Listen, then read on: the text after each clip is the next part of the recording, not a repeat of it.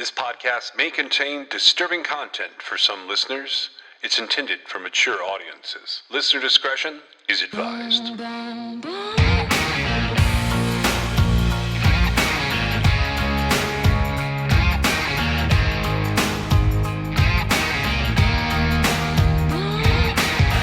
This is True Crime XS.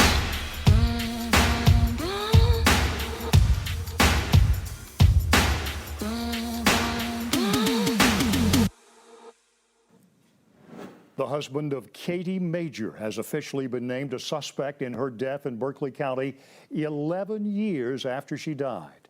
The 26-year-old Major and her 10-month-old daughter River died in January of 2008 when they were hit by a train in Moncks Corner. Major was pregnant at the time. Originally, investigators believed the death was suicide, but the Berkeley County Sheriff's Office opened up a task force to look further into the investigation, and Major's family has also hired a private investigator. I promised Katie and River within days, finding out that they were murdered, that I would do whatever it took, and I wouldn't stop fighting. I had to take some breaks, and I won't stop. And I'm taking breaks and learning how to take care of myself, but truth needs to be known and justice needs to be served. Major's husband, Aaron, is the only suspect at this time. Right now, no motive. I said, Jen, get home. Get home right now, Jen, get home. And I slammed the phone down. And that's the last time. That's the last time I spoke with her. Bernice Catchaway began the final day of this week's inquiry telling the painful story of her daughter Jennifer Catchaway. Jennifer went missing in 2008 as her family waited for her in Portage La Prairie at her 18th birthday party. 9 years later, she still hasn't been found. We were out there in the public for 9 years, my husband and I. The Catchaways were supposed to testify on Tuesday. They were told they would be pushed back to Friday with only 10 minutes to speak. After Catchaway expressed her anger, she was given 2 hours today to tell Jennifer's story. This is our inquiry, not theirs. They're paid $53 million.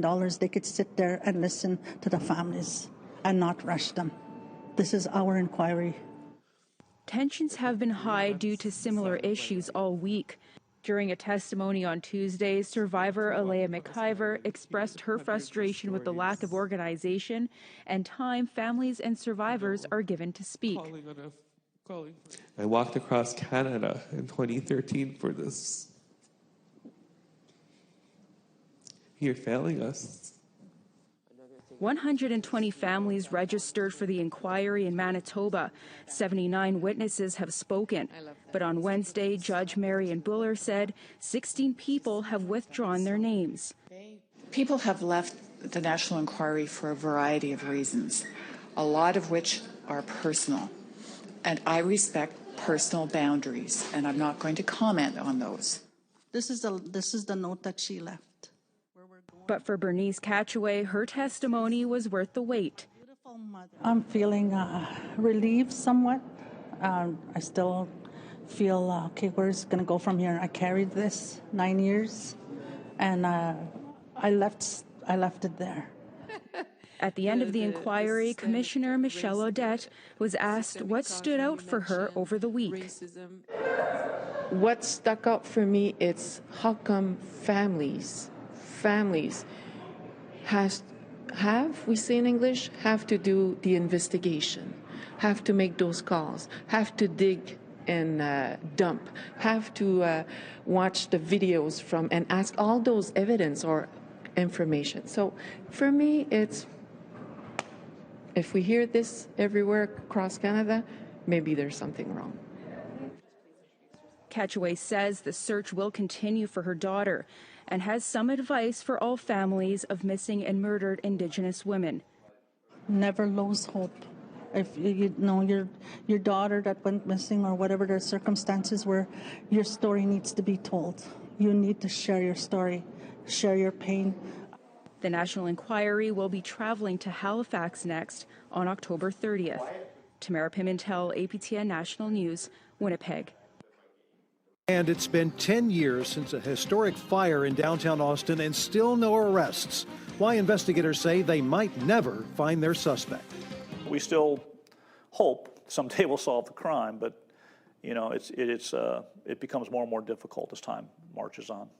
It remains one of, if not the greatest unsolved arsons in Texas history, according to Austin Fire Department. Today marks 10 years since someone set fire to the governor's mansion, nearly destroying it and some of our state's history inside.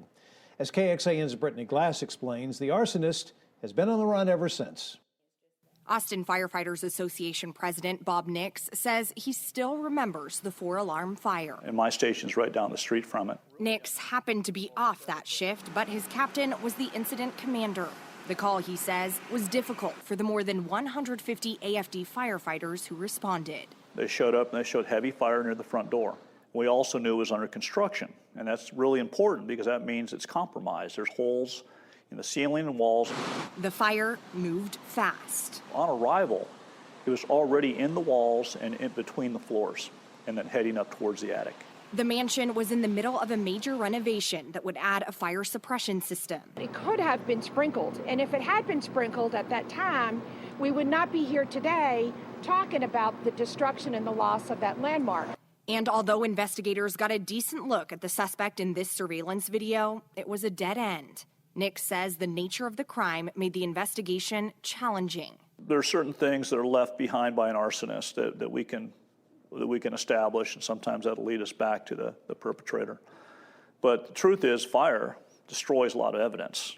When this much time goes by, you're not relying on physical evidence to collect the scene. You're hoping for statements made long after the fact that might lead to more evidence. And so the longer time goes on, the less likely it's going to be solved.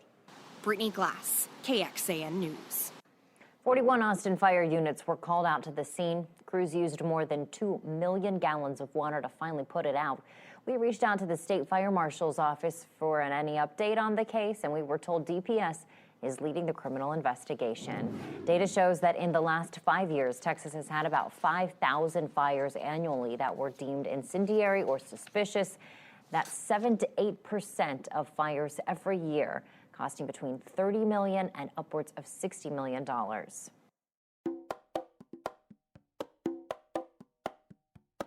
Welcome to episode 18 of True Crime XS. The killer is in Alaska, but still coming down to hunt in the lower 48. Did he kill anybody in Alaska? I think so. And the main reason I think that is because for the 2008 comparison searches of the killer's computer, we have 0 matches. And even though the killer says he doesn't like to do things too close to home, I don't think he considered Alaska home. And I don't think there's any way he didn't kill anyone right there.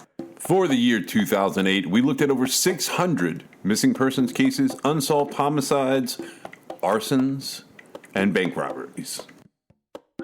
So, Meg says that the Alaska cases that have conclusions, whether the bodies are missing or not, are off limits unless we have concrete proof. I haven't been to Alaska. Until this all kicks off, there's no reason, until actual bodies are recovered, there's no reason to mention those cases. And I hate it because there's some interesting stories there. There's some vanishings.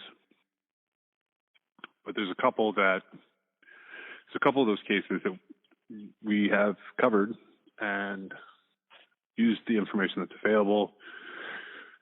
And we've come to differing opinions on which ones are and are not related to the killer.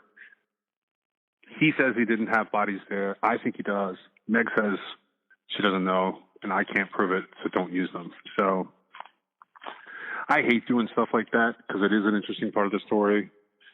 But 3 or 4 of those families have thought for years that their loved ones are whatever they think they are. And I can use the other missing persons cases where they're vanishings and they need a spotlight on them. And I may end up looking like a hypocrite. But those that are concluded like that, bodies found or not, I'm going to leave them alone because at least until I can look. those get left alone. Fair enough.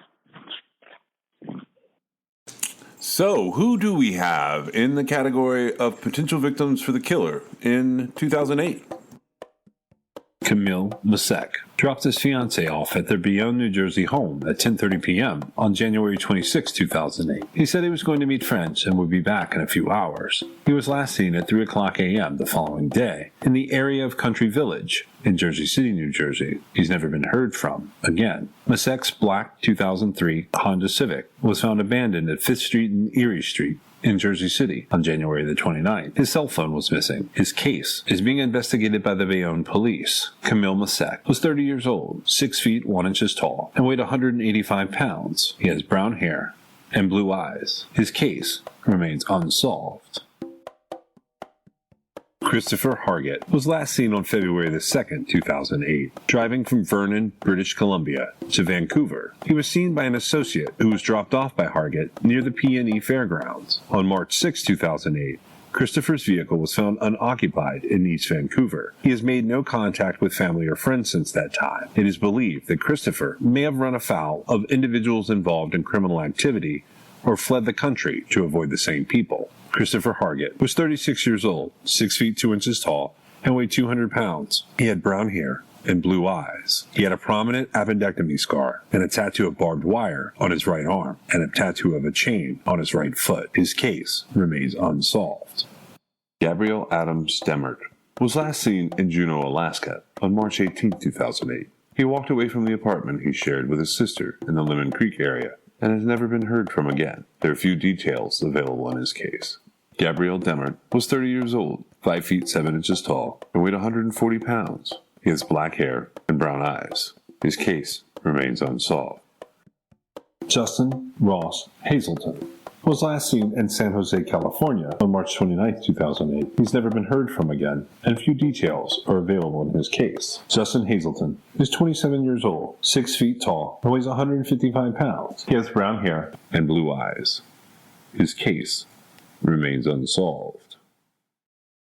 Rachel Lynn Conger was last seen in Paris, Tennessee on March 13, 2008. She was riding with her husband Paul in his gray 2000 Ford F-150 pickup truck at the time. The couple had been having marital problems, and she had moved out 2 months earlier, but they were attempting to reconcile. At 9:33 a.m., an acquaintance called Rachel's cell phone. Paul answered and seemed upset. The caller was unable to speak to Rachel. At 10:20 a.m., a witness saw Paul at his home alone. He drove there, stayed only a few minutes, and then drove away again. Rachel has never been heard from again. Paul disappeared at the same time Rachel did. Their loved ones became concerned and contacted authorities, who began searching for them. Police found his truck near his home on March the 15th. Rachel's cell phone, wallet, and medication were inside of it. On March 16th, authorities located Paul's body in the woods off Briar Patch Lake Road, about 500 yards from his home, near where the truck had been recovered. He was thought to have shot himself. There was no sign of Rachel at the scene, and an extensive search of the area turned up no indication of her whereabouts. Rachel left behind a 13-year-old daughter, who is now living with her paternal grandmother. The daughter described Paul, her stepfather, as abusive, and stated her mother loved her and would never have abandoned her. Authorities believe that Rachel was the victim of a murder-suicide at Paul's hands. However, her body has never been recovered. Rachel Conger was 30 years old, 5 feet 2 inches tall, and weighed 128 pounds. She has blonde hair and green eyes. Rachel has the following tattoos: a butterfly on the inside of her right ankle, the name Mia Maria, and a paw print on the outside of her right ankle, the name Sally Shy, and a paw print on the inside of her left ankle, the name Linnea Lane, and a paw print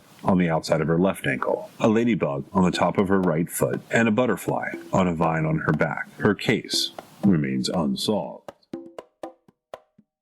Charles Stiles Jr. was last seen in April of 2008 in Townville, Pennsylvania. In June of 2008, he was finally reported missing. Sadly, in November of 2011, a hunter in the woods near Townville came across human remains. They had not been positively identified, but one of Stiles' neighbors, who lived in the area, went out after the remains were discovered and says he saw a few items at the scene, which he believed belonged to Stiles. Corey State Police are investigating. Charles Stiles was a missing drug rights activist who had served time for growing and possessing marijuana. He was a well-known proponent of drug rights, especially the legalization of medicinal marijuana in Crawford County. He was 53 years old.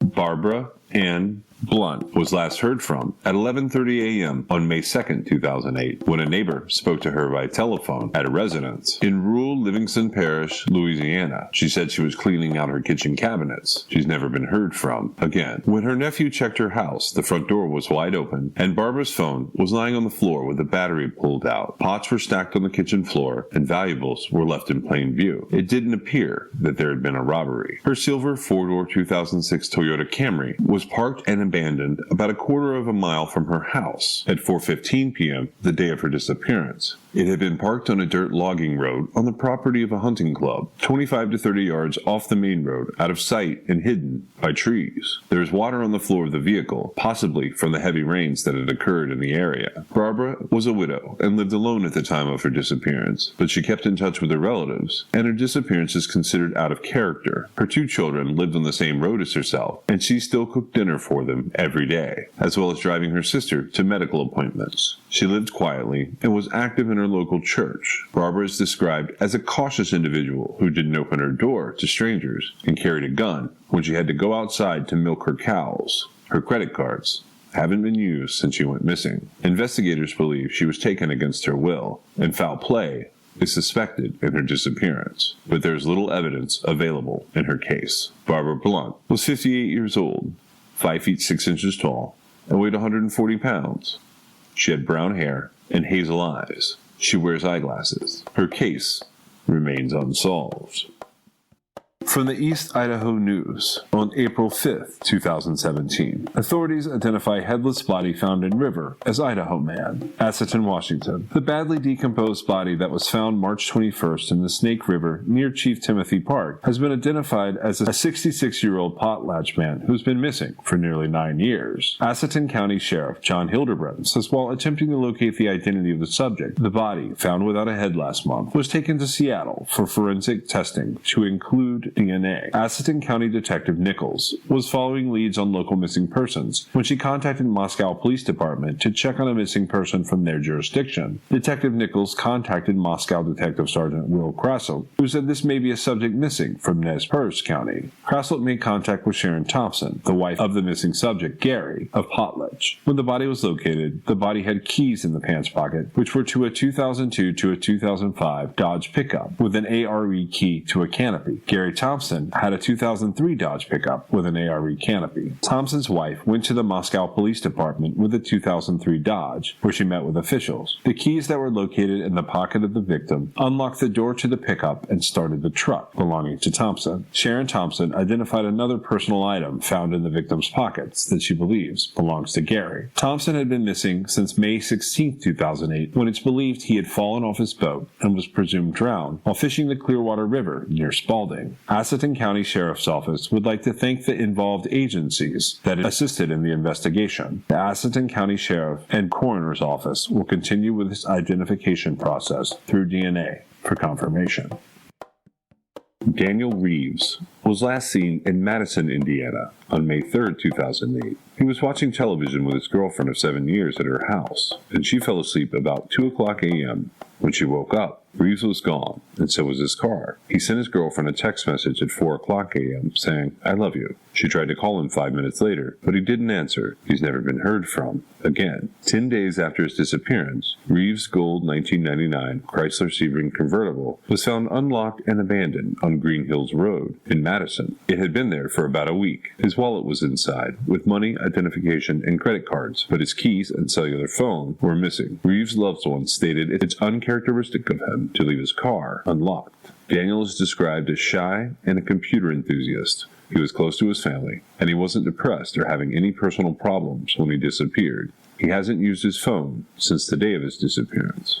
Daniel Reeves was 25 years old, 5 feet 11 inches tall, and weighed 145 pounds. He has dark brown hair and blue eyes. His case remains unsolved.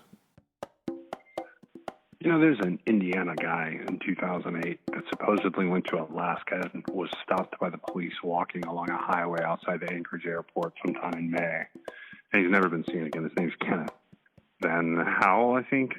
I looked for that guy for a while, and I can't find him anywhere. I can't tell if he's still alive. He just made a new life, but he went from Indiana to Alaska, and then he vanished.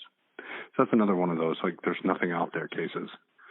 Like, he doesn't seem to be alive anymore, but where did he go? Where did the guy go? Annette Swanson is joining us. She is the mother of Brandon Swanson, joining us from Minnesota. Thank you so much for joining us from Marshall, Minnesota, actually. First of all, I want to ask you, Ms. Swanson, you were on the phone with your son a large part of those early hours when you were trying to find him, and he was trying to find you. He wasn't hurt at all, right? I mean, the car went into a ditch, but he seemed to be okay. Correct. He said he was fine, that he was not injured. And, you know, in fact, when we did find his vehicle, there was no damage to it. It was simply muddy from being on a gravel road, but no damage to the vehicle. What was it like that night to be going through this and so close to your son, but so far from your son? Yeah, you know, as you know, as Brandon tried to explain to us where his location was, and he was extremely sure of himself. He felt confident in where he was at, and that we were the ones that were confused about, you know, how to get to him. And as the conversation went on, as the minutes ticked by, you know, it came to a point where as long as Brandon was on the phone, as long as he was talking, as long as we had contact, it was okay. We would be okay. But the minute that that call dropped, I just became sick. I knew it was wrong. I knew it was very, very bad, and just could hardly fathom, you know, what was happening at that point. Well, I can imagine. I mean, to take a breath. Now, when the call just hung up like that with Brandon in dire distress, I mean, those were the words that he seemed to utter when he said, "Oh." Did you try to call him after that, and what happened? Oh, yes, we did. You know, we didn't immediately hang up the phone. We called his name. We tried to, you know, thinking that he still had the phone, that it was very near him, that he could pick it up. He'd hear our voice, and we called out to him several times, and we realized, you know, he's not there. So we did. We called him back several times, thinking, you know, he'll see the phone light up. Even if he didn't have it on ring, he would see his phone light up when the call came in. He'd find it. You know, he'd answer the call, and it just didn't happen. Time and again, it just went unanswered. What time did you finally call police? I finally called the sheriff's department at approximately 6:30 in the morning. So right when the sun was coming up.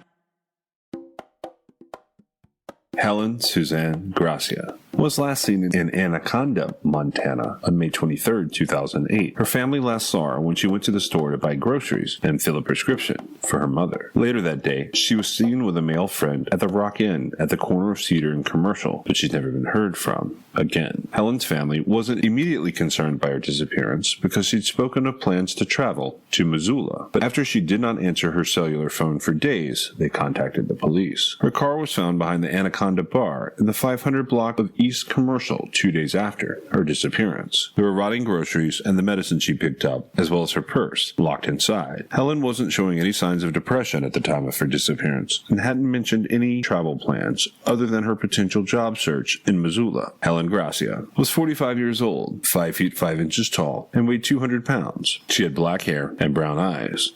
Her case remains unsolved. Vernon Cuthbert Quarles II was last seen by his mother at a post office in Lancaster, Pennsylvania, sometime in July of 2007. At the time, he was living back and forth between Lancaster and Baltimore, Maryland. He met his father and brother in the Park City Mall in Lancaster sometime in June or July. In either 2007 or 2008, Quarles had been receiving disability benefits, but the benefits stopped in 2010, and his medical coverage lapsed in 2009. His last known address was in Harrisburg, Pennsylvania, and Mount Lebanon police in Pennsylvania are investigating. Vernon Quarles was 24 years old, 6 feet tall, and weighed 145 pounds. He has brown hair and blue eyes. His case remains unsolved. Walter David Brauner was last seen at his home on McLean Street in Shepherd, Texas, on June 10, 2008. He's never been heard from again. His family reported him missing in mid-June after his sons went to his house for Father's Day and found the house locked and deserted. Brauner left behind his van, his medicine, his cigarettes, and clothes in the washing machine at his home. There were no indications that a struggle had taken place. His relatives stated he couldn't have gotten very far on foot as he had trouble walking. They described him as a reclusive person with few friends who wasn't close to his family. His son had not seen him in years prior to his disappearance. Stephen Ray Fester, a neighbor and friend of Brauner, is considered a person of interest in his case. After Brauner's disappearance, Fester connected his own trailer to Brauner's electricity. He also had a key to Brauner's house. Police searched Fester's home and found Brauner's .380 semi-automatic pistol inside. He was ultimately indicted for stealing the gun and forging Brauner's signature on 4 personal checks, which he cashed in the days following Brauner's disappearance. They totaled $650. He claimed that Brauner gave him the checks and the gun. Fester was sentenced to probation for the charge. He maintains his innocence in Brauner's disappearance. In 2011, he was convicted of a series of armed robberies and sentenced to 22 years in prison. Authorities believe that Brauner was taken against his will, and his family members think that he's probably deceased. Walter Brauner was 67 years old, 5 feet 4 inches tall, and weighed 120 pounds. He has gray hair and blue eyes. His case remains unsolved. Spencer Nicholas Karras was last seen in Palm Springs, California at 6:30 p.m. on June 30th, 2008. He's never been heard from again. His truck was found abandoned in an orchard in Thermal, California, near Highway 86, the day after his disappearance. His keys, wallet, and credit cards were inside of it. Few details are available in his case, but Karras is listed as missing under suspicious circumstances. Spencer Karras was 21 years old, 5 feet 11 inches tall, and weighed 130 pounds. He has brown hair and brown eyes, and the word Cara Giannopoulos tattooed in script lettering on his chest and an Italian flag tattooed on his upper right arm. His case remains unsolved.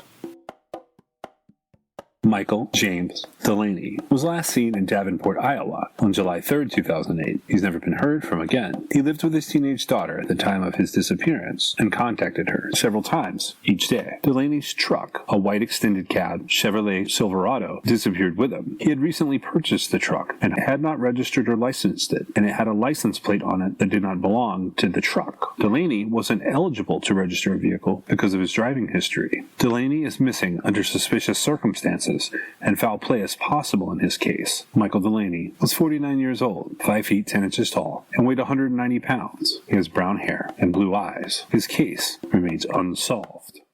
Raymond Serafino Naranjo was last seen in Norwalk, California on July 4, 2008. He and a friend, Jose Guillen, left Guillen's residence in a black 2005 Chevrolet Avalanche. They were en route to Mexico to visit Guillen's father, but never arrived, and neither of them have been heard from again. Ray Naranjo was 31 years old, 5 feet 8 inches tall, and weighed 150 pounds. He had black hair and brown eyes. Jose Guillen was 27 years old, 5 feet 11 inches tall, and weighed 226 pounds. Their case remains unsolved. Jennifer Faye Powers was last seen at her home in the 100 block of Granto Road in Harvest, Alabama on July 12, 2008. Her husband stated they both went to bed that night, and when he woke up in the morning, she was gone. He didn't report her disappearance for 2 weeks. Powers left her wallet, driver's license, and medication behind. She was enrolled in an outpatient drug rehabilitation program at the time of her disappearance. Powers left behind 3 children, one of whom died of cancer in 2012. Her family stated that in spite of her drug problem, she would not have abandoned her family, and they believe she's deceased. Authorities believe she was a victim of a homicide. Jennifer Powers was 29 years old, 5 feet 7 inches tall, and weighed 125 pounds. She has red hair and brown eyes. Her case remains unsolved. Trent Collier was last seen in Toole County, Utah on July 30th, 2008. He's never been heard from again, and few details are available in his case. Trent Collier was 45 years old, 5 feet 9 inches tall, and weighed 200 pounds. He has brown hair and blue eyes. His case remains unsolved. Griselda Aguirre disappeared from Hartford, Connecticut on July 30th, 2008. Authorities believe she may have left of her own accord, and she may be in Mexico. Few details are available in her case. Griselda Aguirre was 14 years old, 5 feet 4 inches tall, weighed 140 pounds. She has black hair and brown eyes. Her case remains unsolved. Michael Edwin Heron called his two sons the morning of August 23, 2008, and told them he was going from his condo in Maryville, Tennessee, to his 100-acre farm in Happy Valley in Tallahassee, Tennessee, to mow. There's no cell phone service there, and Heron often worked outside, out of earshot of the house phone, so he always let his children know when he was going there. Heron went to one son's home, picked up the mower, and loaded it onto his trailer. At 11 a.m., neighbors saw Heron leave his home on Bell Branch Road in Tallahassee, driving his green four-wheel drive Yamaha Wolverine. He waved to them as he left. He's never been heard from again. Friends went to Heron's farm the next day and noticed his truck was parked at the end of the road with the windows rolled down. The trailer was still attached, and the mower was on the trailer. He normally parked his truck at the end of the road. He would then detach the trailer and drive closer to the house. Heron's parents lived near the farm. They went to his house on August 24th, but didn't knock on the door or go inside. The day after that, they noticed his truck still parked at the end of the road and went looking for him on the property, but couldn't find him. And they noticed that the lawn had not been mowed. Heron's son checked his Maryville condo and found Heron's car and motorcycle in the garage. Nothing out of place. Heron's keys, cellular phone, money clip, credit cards, driver's license, cash, and gun were inside of his truck in Tallahassee. Only one ATV was missing. Heron's family notified police of the disappearance at the time. On August 26th, the missing ATV was found abandoned and undamaged about a mile from his house. It was parked in high gear on a steep hill in a location Heron normally didn't visit. The ignition switch was on, which is uncharacteristic of Heron. There was no sign of him at the scene. Heron's loved ones stated he was behaving normally before his disappearance and did not appear depressed or suicidal. His family stated he has no known enemies, and it's uncharacteristic of him to leave without warning. Michael Heron was 51 years old, 5 feet 10 inches tall, and weighed 185 pounds. He has brown hair and hazel eyes, and one tattoo on his lower back. His case remains unsolved. I guess all the homicides are disturbing, but there was one from 2008 from August. That was one of the more disturbing homicides I ran across. And that was, so this woman, Harriet Crandall, she was 96 years old. Very active woman, like very active with all like her grandchildren and her family, and always just going and doing, even though she was 96 years old. So she lived in Milan, Illinois, and it looked like she had died in a fire, and it was August 30th, I think, was when they I don't remember if like that was the night the fire started and like they came on the next one. I don't know how that worked out exactly, but if you look up Harriet Crandall, there's some details available where you can like read about it. But there was cash missing from the house, and she had been strangled. They didn't know she'd been strangled until the autopsy. They thought she had died in the fire, but the fire turned out to be a cover-up. And it's one of those cases where you read about her life. She had 96 years. She lived for 96 years. And then someone strangled her and set her house on fire and stole from her. I don't even know how to comprehend things like that. Danielle Marie Nuttall Ravert was last seen on September 7, 2008, when a coworker dropped her off at home at 11:30 p.m. She had lived in a third-floor apartment in the 200 block of Hamilton Avenue in Trenton, New Jersey. A cab driver dropped her off in Camden, New Jersey at 12:30 a.m. on September 7. She told him she didn't have enough money to get back to Trenton, and she's never been heard from again. Danielle's family reported her missing on September 22nd. They stated she was under emotional stress with her boyfriend being incarcerated and having trouble with her roommate. She had an upcoming court date and believed mistakenly she might be jailed. She has a history of drug abuse and prostitution and a criminal record for related offenses, but she had been clean for about 15 months before she vanished. It's possible she had begun to use heroin again. Her boyfriend was allegedly physically abusive to her and has been jailed many times as she was trying to end their relationship. Danielle's family lives in Egg Harbor, New Jersey. She frequented Egg Harbor as well as Pacific Avenue area of Atlantic City, known for its prostitution activity. She worked as a waitress waitress at the Sticky Wicket restaurant at the time of her disappearance. Foul play is suspected, as it's uncharacteristic of her to leave without warning. In this case, she abandoned her pet pit bull, whom she cherished like a child. Police found that walls and carpet in her apartment tested presumptively positive for blood. Her male roommate has cooperated with the investigation and is not being called a suspect in her case. Her credit cards have not been used since she went missing. Her cellular phone was turned off half an hour after she was last seen, and she left behind 2 uncashed paychecks. Danielle Nuttall-Rayvert was 31 years old, 5 feet 3 inches tall, and weighed 160 pounds. She has brown hair and blue eyes. Danielle has the following tattoos: her name on her right shoulder, the name George and a dolphin on her back, and the name Mikey or Mike and a heart on her left ankle. Her case remains unsolved. Ray Nathaniel Johnson, Jr. was last seen in Tulsa, Oklahoma on September 11, 2008. He spoke to his wife on the phone at 11 p.m. and said he was going to tow a vehicle with his wrecker and he'd be home soon. Johnson owned an auto dealership in the 6000 block of North Peoria Avenue. He was last seen at 11:30 p.m. driving the white 2000 Chevrolet Impala he'd just acquired. The vehicle was a former police patrol car and still had police decals, sirens, and lights on it. When Johnson didn't arrive home, his wife went to the dealership and saw the Impala in the locked car lot. The car had a strong odor of bleach. A baseball bat and one of Johnson's bloodstained shoes were in the trunk, which had been cleaned with bleach. The vehicle was unlocked with the window rolled down. It would be uncharacteristic of Johnson to leave it in that condition, and there was no sign of him at the scene. In July of 2015, a man was arrested and charged with first-degree murder in Johnson's case. He was related to Johnson's wife, and they went to school together. He had a record dating back to the 90s. One witness told police that this man had held a gun to his head and forced him to help dump a dead body into a creek, and that the man said that he got into it with his boy. There was blood found in the vehicle that was said to have been used to transport the body, and DNA proved the blood belonged to a male member of Johnson's family, and it matched the DNA from the blood found in Johnson's own vehicle. However, in January of 2016, 3 days before the trial was supposed to begin, the charges were dropped due to lack of evidence. Johnson has 6 children. He's described as a workaholic, and it's uncharacteristic of him to leave without warning. Foul play is suspected in his case due to the circumstances involved. Ray Johnson was 34 years old, 6 feet 3 inches tall, and weighed 240 pounds. He has black hair and brown eyes.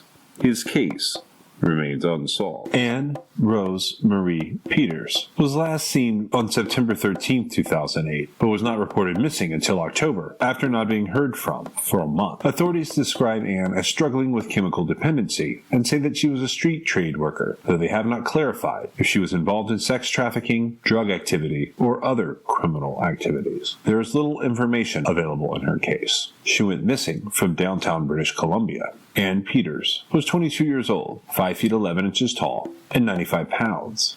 She has brown hair and brown eyes. Her case remains unsolved.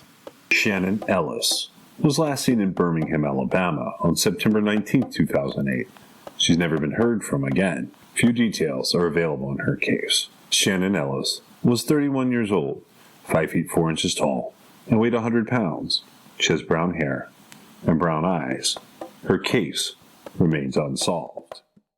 Kelly Sue Akernacht was last seen leaving her job at the Rite Aid Pharmacy in Amsterdam, New York at 9:30 p.m. on September 30th, 2008. She worked as a shift supervisor there. At 1:53 a.m. the following day, her dark green 1988 Saturn Aura sedan with New York license plates was found in Frog Hollow, just off West Montgomery Street in Johnstown, New York. This was 3 blocks from her home, but not on a route she normally traveled. The car had been set on fire and was still burning when it was found. It was completely destroyed. Neighbors had called the police about shots fired in that area, and there was no sign of Akernacht at the scene. She's never been heard from again. Akernacht lived with her daughter, her husband, and his parents when she disappeared. Her marriage had been troubled, but her loved one stated she would never have left without making arrangements for the care of her daughter. Her parents are dead, but she had a close relationship with her siblings. Akernacht's husband is not considered a suspect in her case. Kelly Sue Akernacht was 35 years old, 5 feet 10 inches tall, and weighed 135 pounds. She has brown hair and brown eyes.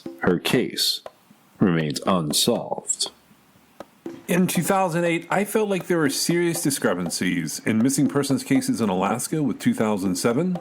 I also looked for armored car cases, and I looked to back up my theory that he would have had 2 years of robbing banks at this point.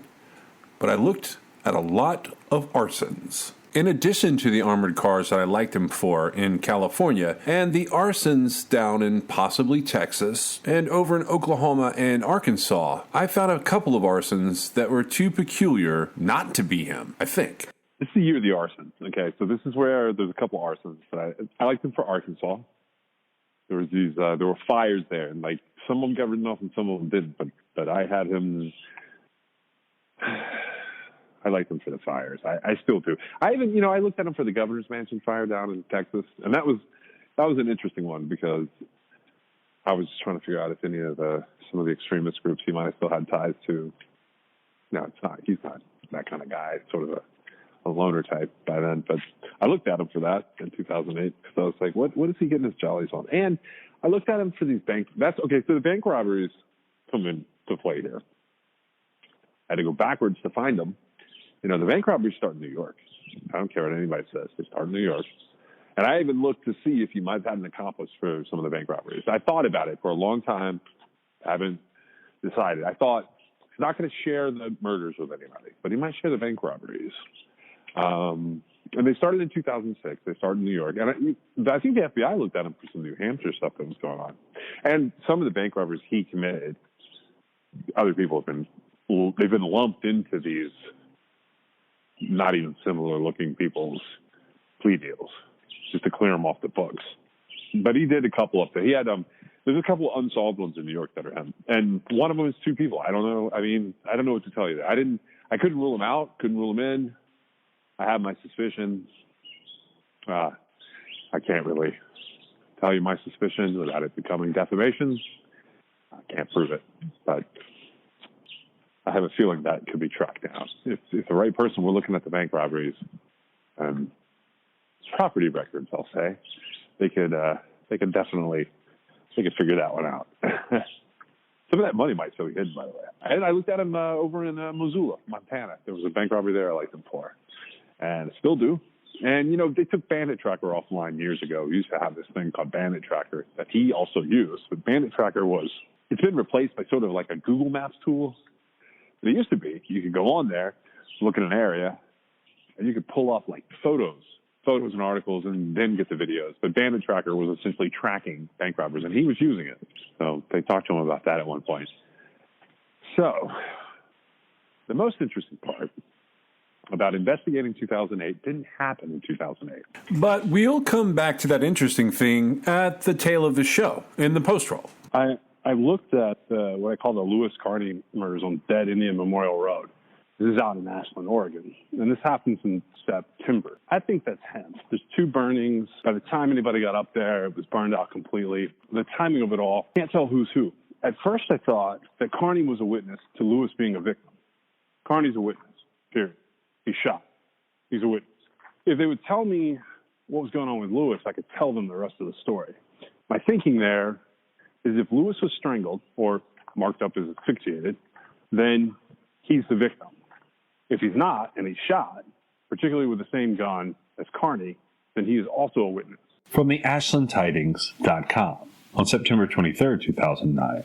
Detectives link likely in murders. Investigators believe the murders of an Ashland man living on Dead Indian Memorial Road and a transient camping along Bear Creek Greenway last September might be linked. A little more than a year has passed since David Lewis was found inside his burnt home on Dead Indian Memorial Road, and Troy Carney, 44, was discovered at his campsite, the victim of a gunshot wound. 9 days after Carney was found, a fire swept through the area where he'd been camping. Investigators determined the fire was intentionally set by someone trying to destroy the scene of the crime. 2 men killed by homicidal violence on the same day, both scenes covered by fire. We cannot ignore the commonality here. In addition, sheriff's investigators believe they have discovered a piece of evidence linking both crimes, but they decline to specify what it is. We need to keep that to ourselves so we know good tips from bogus ones, said Jackson County Sheriff's Detective Sergeant Colin Fagan. If someone gives us that information, we know we're onto something. However, investigators have yet to find a link between the victims. Despite spending hundreds of man-hours pursuing leads in the case, detectives have yet to prove that Carney and Lewis even knew each other. We are fairly certain these two never spoke to each other when they were alive, Fagan said. By releasing this information that the crimes might be linked, detectives are hoping someone might contact the department with information connecting the crimes. Maybe we're overlooking something. The men led very different lifestyles. Lewis had deep roots in the local community. He was a longtime area resident known for protecting the land and helping neighbors. Investigators suspect someone ventured up the long driveway to a secluded mountaintop cabin, then had come inside and killed him. Detectives aren't disclosing how Lewis died. They also note that the total destruction of the cabin by fire has eliminated much evidence. Investigators haven't turned up a motive or a suspect in the death of Carney, who was found dead September 4th. Carney's body was found in a sleeping bag off a path that leads away from the Bear Creek Greenway toward the Central Point Freeway interchange at Table Rock Road. He had been shot at close range a few days earlier. Carney had lived in the Rogue Valley a decade ago and had recently returned. In the interim, he'd worked as a lumper, loading and unloading trucks and riding along with drivers. They lived very different lives, but we cannot ignore the similarities in the deaths. These have been very long, exhausting investigations. The Sheriff's Department is asking the public's assistance in providing information which links the victims. Tips can be left anonymously at the Sheriff's tip line. Because who I had liked him for, I was curious if he had gone into California. And so this is one of those things where he and the girlfriend are both down in the U.S. They mark him off like he's still in Anchorage. He's not. And this is also the Green River trip. That's where her people were from, that area, where she had relatives there, friends there. My thinking was, there's this girl in California. She's 500 miles away, 700 miles away, something like that. She goes missing the end of August. She's pregnant. 15-year-old girl, she's pregnant. Having, whatever. She's out and about. She's just gone. So my thinking was he snatched her, drives back to Oregon, knows that spot, had that location picked out, goes there, didn't expect to see Lewis. So there's a location there for whoever the other person might be. I'd even looked over at Rochester and down to Texas. I just don't think he would be driving that distance with a victim. However, that girl, I could see it. 15-year-old, she was 5 or 6 months pregnant. Her name is Flory. I could see him grabbing her down in Southern California, again, heading back to Ashland up to that area. He finishes her off, drops the body, and one of them sees him. And then the other guy, he's obsessed with the fire thing. The other guy catches him at the scene of the fire. Can't have any witnesses. I mean, it could just be Lewis and Carney, but I think it's 3 people there. I think it's 3 people that we would be looking for. One person has not been found. The other 2 were. So that would be a collective case there. But even when I thought I knew what was going on in some of these cases, there would always be one more strange possibility. We've had these off-again, on-again cases in Hawaii that we've tried to figure out, what do they mean? Here's why this comes up again. Because when I went back through the last time, I noticed 2 weird things that stood out to me. And those 2 things were this. There are 2 women that go missing while in Hawaii that are actually from Washington and Oregon at the same time, give or take. And so I thought, okay, if it's not this Flory girl, what if he was just at the airport and he grabbed somebody from the airport in Seattle? Because one of these girls was coming back to Portland, the other was coming back to Seattle. So that's, I think, I don't want to say a better explanation, but it's a similar explanation. And, I tracked one of these. Patricia was one of the women. I tracked her missing car. And then, so I went back and I was like, that didn't quite fit. And I hunted down this woman right before her named Kimberly. And then there was a guy, but he didn't come back here. But the other one the other one was supposed to be in Oregon the last week of August. And she missed, her planned meetup. And her name was Marion. And Marion struck me as someone who might have ended up out there with David Lewis and Troy. So there's a lot of possibilities there. And there are still a few missing persons cases to wrap up for 2008. Daniel Richard McCallum was last seen in Lillooet in British Columbia in late 2008. Few details are available in his case, but authorities have not ruled out the possibility of an abduction. Daniel McCallum was 46 years old, 5 feet 10 inches tall, and weighed 180 pounds. He has brown hair and brown eyes. Dan has several tattoos, with the most visible ones being on his arms. He has a Black Panther on his upper left arm, and a Scorpio with Dan inscribed in the middle on his upper right arm. His case remains unsolved. Sheila Kathleen McBroom was last seen in Anchorage, Alaska on October 27, 2008. She left home that morning supposedly to drive to work. At 8:30 a.m., an Alaska State Trooper stopped McBroom on the Seward Highway, 6 miles south of Girdwood, which is not on her route to work. She passed a sobriety test and told him she was tired. He suggested that she take a nap before she move on. She's never been heard from again. On October 31st, her truck, with all of her belongings inside, was found at mile 106 on the Seward Highway, at the place where the trooper had spoken to her. There were no indications of foul play, and the truck was in a completely operable condition. A few days before McBroom disappeared, her teenage daughter came home for a visit after spending more than a year at a school out of state. McBroom was delighted with the reunion, and her loved ones don't believe that she would abandon her family. She worked with the U.S. Army Corps of Engineers at Elmendorf Air Force Base at the time of her disappearance, and attended a local Mormon church. She was active online and kept a blog that she wrote regularly. McBroom was missing under suspicious circumstances, and her family believes she may be in danger. Sheila McBroom was 40 years old, 5 feet 5 inches tall, and weighed 200 pounds. She has brown hair and blue eyes. Her case remains unsolved.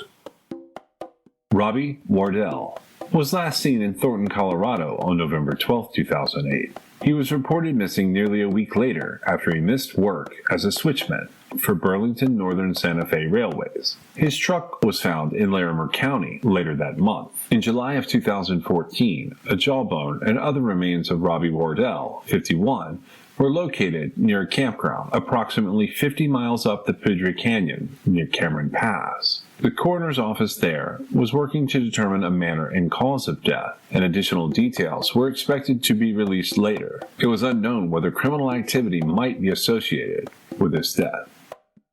Sierra Ray Roberts was reported missing from Anchorage, Alaska on March 4, 2008. 5 years earlier, she had been arrested for felony drug possession, and her marriage ended in 2004. That same year, she was listed as a witness in a criminal case against Joseph Mohm. He was a prominent Alaska businessman who, over a 2-year period, lured girls as young as 13 to his home and exchanged drugs or cash for sexual services from them for himself and other men. He eventually pleaded guilty to drug offenses and sex trafficking and was sentenced to 13 years in prison. He died in 2014. Roberts had evidently been considered an important witness in the case. Boehm allegedly asked Don Arthur Webster Jr., also known as Jerry Starr, to keep her at his condo so she could not testify against him. Webster, a pimp with a violent reputation who exploited young girls and got them addicted to drugs so he could control them more easily, was arrested for sex trafficking in 2006. In late February 2008, he was found guilty of 28 counts and sentenced to 30 years in prison. Sierra disappeared less than 2 weeks after he was convicted. Although Sierra's date of disappearance is given as March 4, 2008, records show she had contact with police in Alaska 3 times after that date. She was arrested for prostitution on June 12 and July 30, 2008, and ticketed for a seatbelt violation on December 4, 2008. There's been no sign of her since then, and the circumstances of her disappearance are unclear. Sierra Roberts was 25 years old, 5 feet 2 inches tall, and weighed 120 pounds. She has brown hair and brown eyes. Her case remains unsolved. I had been looking into the case of Tommy Swan out in Arkansas because there was so little about it, but it turns out that was after the killer was dead. So that didn't happen. That wasn't him. But it was a weird one. But that led me to this old Arkansas case from 2008, which was John Glasgow. And so the gist of the John Glasgow case, he's a missing guy that was featured on America's Most Wanted, ID. Basically, he was chief financial officer of a construction company, and he just wandered off. So what had happened was the owner of the company, I think, he was affiliated with Dillard's, and he had died. And then somebody demanded an audit. This guy disappeared. His SUV was found at a state park. All this stuff was found. They looked for this guy for a long time. All things sort of pointed towards a suicide. There were tips along the way that he'd been murdered and that it had to do with this audit. The FBI was brought in, and there was a computer that was found and looked at. He got declared dead, but his remains weren't found. I'm Max Brantley with the Arkansas Times with news headlines from Arkansas on Thursday, March the 12th. The top news today, I think, is the answer to at least part of a long-standing Little Rock mystery. Remains found last night in Petit Jean State Park on top of Petit Jean Mountain have been confirmed to be those of John Glasgow. He was a prominent construction firm executive who went missing in 2008, last seen leaving his home. His car was later found at Petit Jean Mountain, but no sign of him could be found, although there were intensive searches, including with dogs at the time. We don't know anything yet about the circumstances of his death and other questions. There was a wild amount of speculation about this, of course, over the years. The family's going to have a news conference this afternoon, and if you check the Arkansas blog later, we'll have a full report on what they had to say. So much later, till like 2015, they couldn't figure out if it was a planned disappearance or foul play or suicide. So it just turned out to be like this really weird unsolved cold case. But that wasn't like the really weird part. The weird part was while Meg was hunting that case down for me, because like after I said, oh, Tommy Swan's not even close to being related to this, she went hunting and found this like internet note. And the internet note was on an article about Glasgow. And it was like one of these anonymous things that like show up like at the bottom of a news article. And it's from December 2011. And it says, John Glasgow was a shapeshifter, so seemingly human and perfect life. He is still alive. He's a special human being that excelled at everything. I do not believe that he is dead. I think that he has simply checked out. And so even though they're like that's likely like a solved thing, because his remains were eventually found in that state park where his SUV was, and none of his stuff was taken. We just sort of looked at it and we were like, well, we'll put him in the pile of strange and unexplained things. So we did. I started looking at these weird cases where you could no longer get the files. Like, there's a missing person up in Canada in 2007. I tracked her and I tracked her and I tracked her. And, like, I could find little bits and pieces of information, but I couldn't put a real story together because depending on which piece of information you read, it contradicted. So the gist of it was she crossed over into the United States in 2007 and just went poof. And that was a good example of a case where, like, your dates aren't going to line up. But then there was another one where they had this reward out for this 2008 case out of Kansas, Beverly Logan. And, like, it started off as, like, a suspicious death, and it ended as a really brutal homicide. I was just trying to find out if it was strangulation. That's all I wanted to know. I just started asking questions. And I thought they would be more helpful. Man, they shut me down. They shut me down fast. And I wasn't really sure why.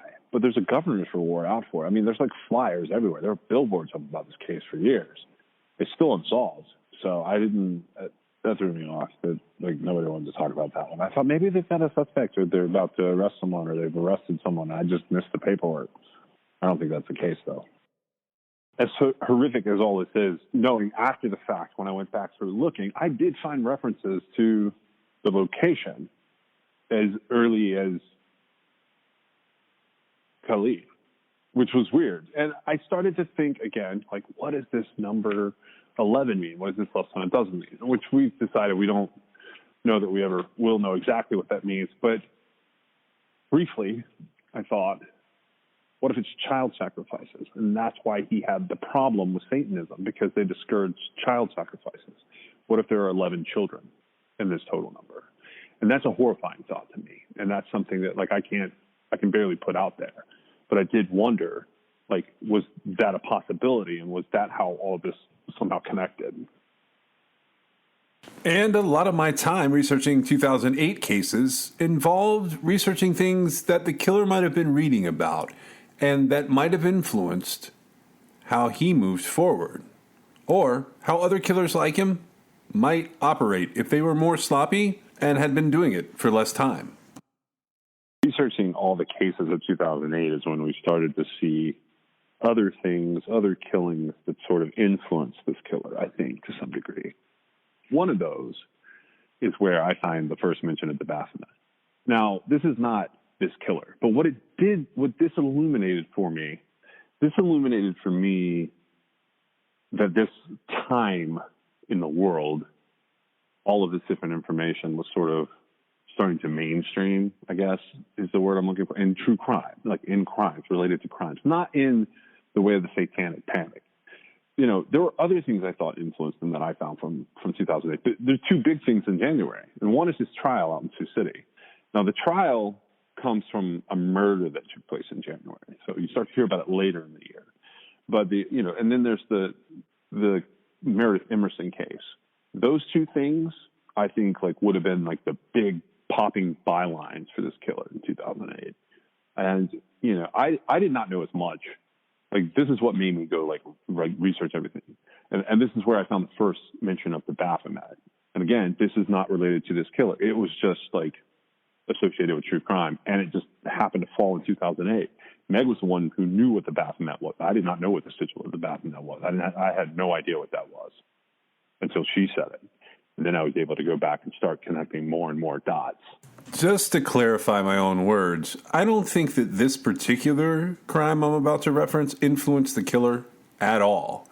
But I do think that the other crime I mentioned would have. From the Sioux City Journal, August 17, 2008, by Molly Montag. Recent court filings shed new and disturbing light on what prosecutors and police call the ritual slaying of two girls in Sioux City. It's information that defense attorneys don't want a jury to hear. Prosecutors say 26-year-old Lawrence Douglas Harris Sr., who faces 2 counts of first-degree murder for allegedly killing his 8 and 10-year-old stepdaughters in January, was practicing Satanism and carefully planned the killings as part of a spell or ritual from the Satanic Bible. Harris owned a spell notebook, prosecutors say, that contained references to and drawings from the Satanic Bible, widely considered the founding document of the Church of Satan. Necronomicon, the so-called dangerous book of the dead, invented by author H.P. Lovecraft, and Pagan Ways, an introduction to paganism. Passages from the Satanic Bible, prosecutors say, are consistent with the injuries and cause of death of the 2 children. Harris's defense team, however, wants to stop prosecutors from referring to Satanism, the Church of Satan, or the term satanic,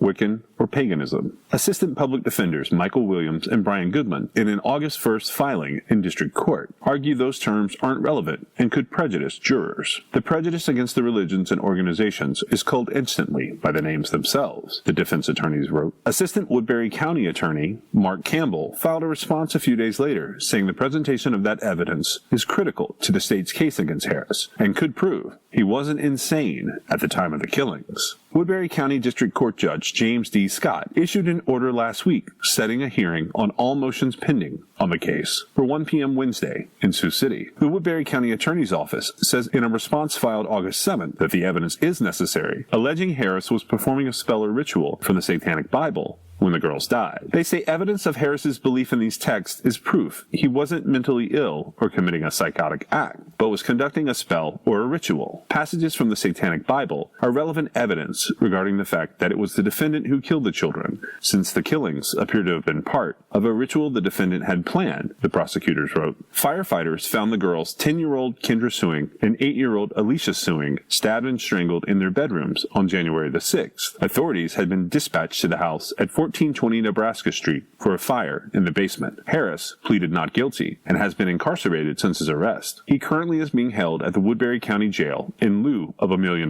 bond. Shortly after the girls' deaths, police said Harris told them they had died during a spell that had gone bad. According to the motion filed by prosecutors, one of the last spells in Harris's spell book was from a chapter in the Satanic Bible, the invocation employed toward the conjuration of destruction. In that 2-page chapter, the invocation mentioned slashing the victim and rend that gaggling tongue and close his throat, O Kali. Prosecutors say the girl's injuries were consistent with writings contained in that chapter. They also say that Harris told police he was possessed by Kali at the time of the killings. Kali, the Hindu goddess of time and change, is often associated in popular culture with death and destruction. Images of the goddess often feature a garland made of human heads. Although the Satanic Bible has a chapter called One the Choice of Human Sacrifice, the book specifically prohibits killing children. Human sacrifices are to be made in the indirect sense, it says, through a curse or hex that leads to the physical, mental, or emotional destruction of the sacrifice in ways and means not attributable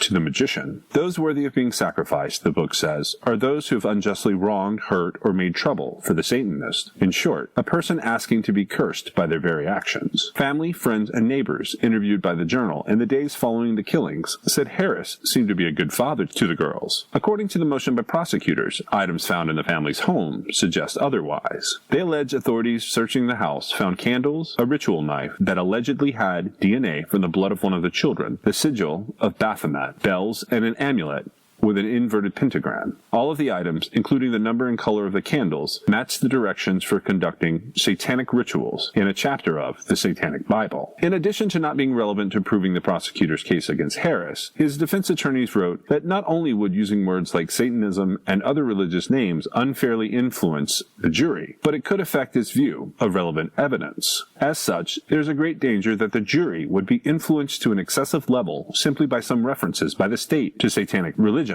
or organizations, defense attorneys wrote. In addition to those concerns, defense attorneys argue that the references would lead to a waste of time and confusion. If the prosecution is allowed to invoke those images, the defense argues it would be entitled to present evidence to clarify that information. The type of evidence needed to clarify those terms and images, the defense says, would distract from relevant issues in this trial. Defense attorneys also wrote that they want to ban use of satanic words or references because they believe prosecutors also plan to use that evidence to suggest that Harris was affiliated with the Church of Satan and is an evil person for just that reason. Lastly, the defendant provided some statements to the police, which include references to paganism, Wiccanism, and Satanism, defense attorneys wrote. It is clear that the issue will be a front piece for the state to suggest that the defendant is evil unless the court sustains this motion. In the response, prosecutors wrote they did not plan to mention the Church of Satan. A representative of the church has contacted prosecutors since the crimes, prosecutors wrote, assuring them that Harris was not a legitimate member of that organization. In February, the Woodbury County Public Defender's Office requested a change of venue claiming prejudicial media coverage. A hearing was set to discuss the motion, but kept getting pushed back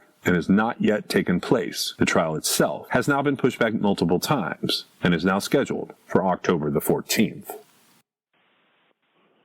And as horrific as all this is, knowing after the fact, when I went back through looking, I did find references to the location as early as Khalid, which was weird. And I started to think again, like, what does this number 11 mean? What does this less than a dozen mean? Which we've decided we don't know that we ever will know exactly what that means. But briefly, I thought, what if it's child sacrifices? And that's why he had the problem with Satanism, because they discouraged child sacrifices. What if there are 11 children in this total number? And that's a horrifying thought to me. And that's something that, like, I can barely put out there. But I did wonder, like, was that a possibility? And was that how all of this somehow connected? There were so many chances in that, to this day, investigators still agonize over it. The biggest one, though, really didn't involve law enforcement so much as it did Hilton's former employer. John Tabor, an Atlanta businessman who had employed Hilton off and on, he's the one who first gave the investigators Hilton's name. The employer waited 2.5, 3 hours before he notified law enforcement that he had gotten the call. So, and they were about, I think the investigator told us about 5 or 10 minutes away from where Hilton had made that call at the Huddle House at that point. We know that from Hilton's testimony that Meredith was still alive at that time. That was the first time, I think, that, you know, we were already 2 hours behind the 8 ball, and that kind of hurt. So of course we covered that area up that night. You know, I went to the little restaurant where he had called from because I was familiar with that area. Okay, 911, what's the exact location? I have the person of interest in that missing woman case is at this Chevron gas station on Ashford Dunwoody. Chevron gas station at Ashford Dunwoody? Yeah. You said the van is there? The van is here. The dog is here, the red dog, and I saw the man's face, and I've been watching the news, and I know it's him. I know it's him. He's got a green long sleeve sweatshirt, and he's wearing a hat, and he's emptying all this stuff out of his van. Pillows and a blanket, and it looks like he's got a sleeping bag right now. Taking it all to the trash. It's definitely, he's looking around like he is as guilty as sin. Okay, sir, and the dumpster is at the rear of the location? Yeah, the dumpster, well, it's kind of right in the front. It's right by the car wash. Okay. I can go take him down if you want. No, sir, stay right there. Okay. Okay, hold on, sir. He looks like he's finishing up. You guys gotta hurry. He's got stuff in bags that he's emptied onto the ground, and he's taking load by load to the dumpster behind the car wash. This is the third backpack we've seen him take to the dumpster. Oh, I'm just shaking. You guys, is there somebody en route? Yes, sir. Here we go. Here comes the cops. Yes. Yes. Police are there? Yes. Yes. They got him. They got him? I mean, they don't have him yet, but they're getting out.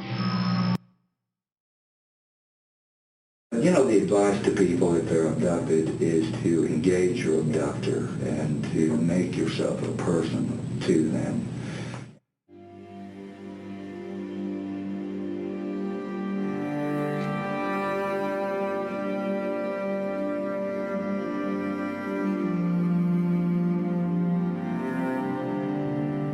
I think about Meredith every day, every single day. You know, she was the all-American girl.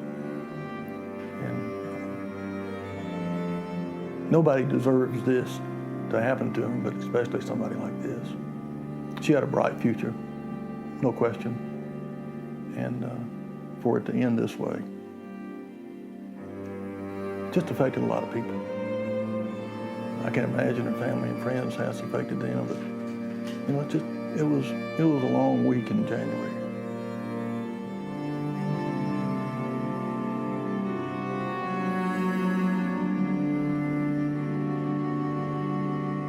She was 24 years old, a University of Georgia graduate. She was trained in martial arts, and she had a black lab puppy named Ella that she adored. And she had a lot of friends, and she was smart and feisty, and on that holiday, she decided to take Ella up to the mountains to go hiking.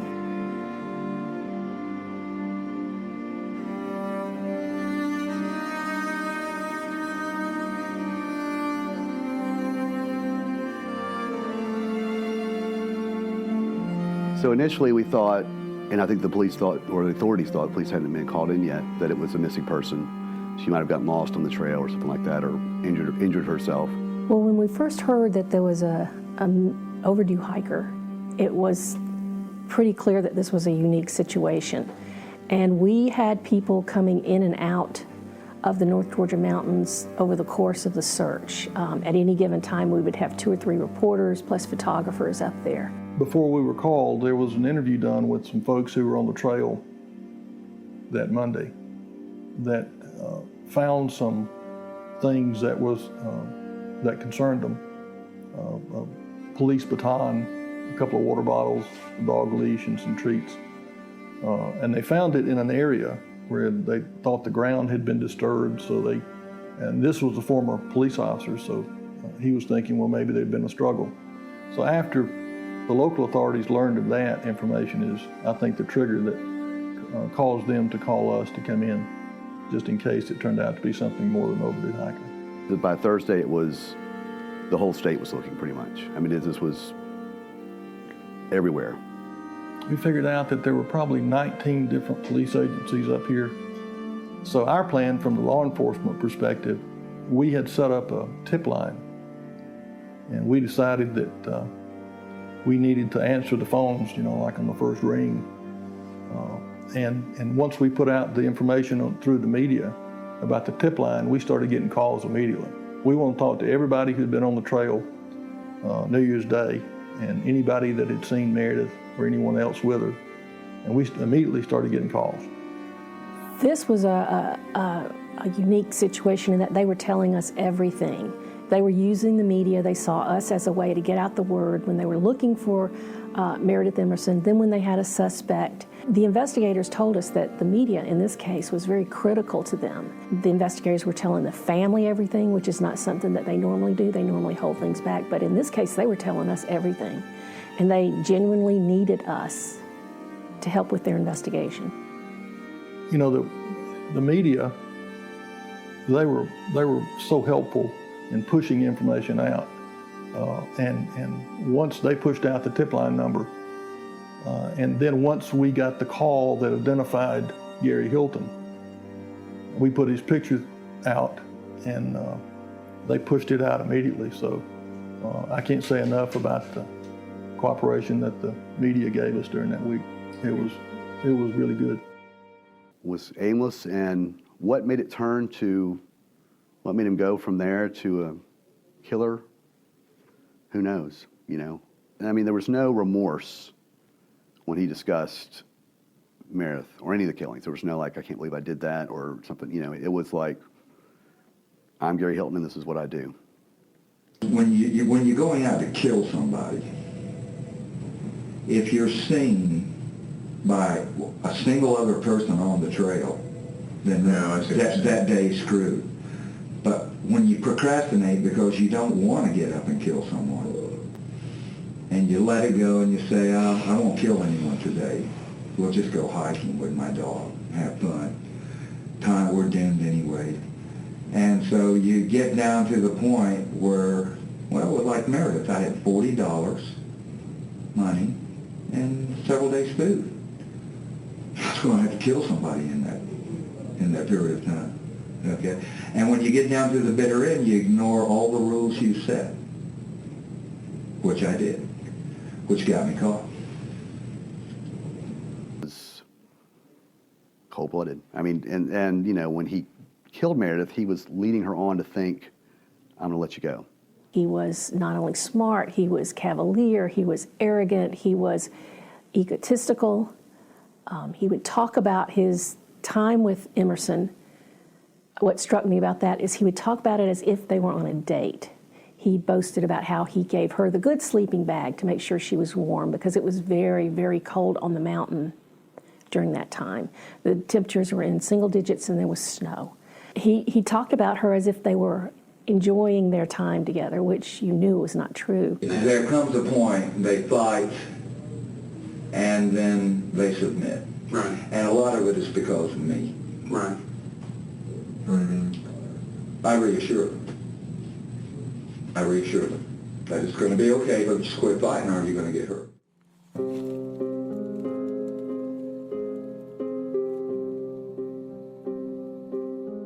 The Georgia evidence was like a treasure trove. It linked him to the case in Florida and to the case in North Carolina. And that was the reason that the prosecutors and the investigators were okay with them giving him a deal, because they knew that they had the evidence that they needed to convict him and get the death penalty in Florida. And they also knew that once he was convicted in Florida, the details of Meredith Emerson's death would be used for what they call aggravating circumstances, which is evidence that shows the evilness of the person who has been convicted and why they should be sentenced to die. Gary Hilton is on death row in Florida. I think it's actually a little surprising that he's still alive, not because he's on death row, but because his health was not good, he had diabetes. And I can remember being told, you know, when he was arrested, that, you know, he probably won't make it to death row. He'll probably die before then, but he's still around and just awaiting his turn.